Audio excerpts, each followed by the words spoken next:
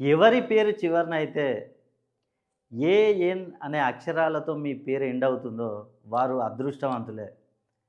ఇక నుండి వారికి ఎవరి పేరు చివరనైతే ఏఎన్‌తో ఎండ్ అయ్యేవారు చూసుకుంటే, ఇక నుండి వారికున్న ఎలాంటి సమస్యలైనా తొలగిపోయే అవకాశం ఉంది.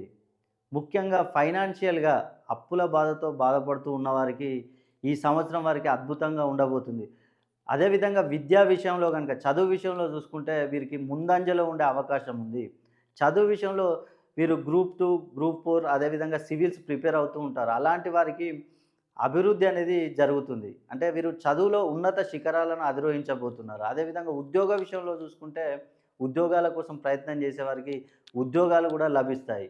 అదేవిధంగా సంతాన విషయం, అదేవిధంగా వివాహం, విదేశీ ప్రయాణాలు, అదేవిధంగా కొత్తగా నూతనంగా ఏదైనా వ్యాపారం చేయాలన్నా గూడా మీకు అద్భుతంగా ఉండే అవకాశం ఉంది.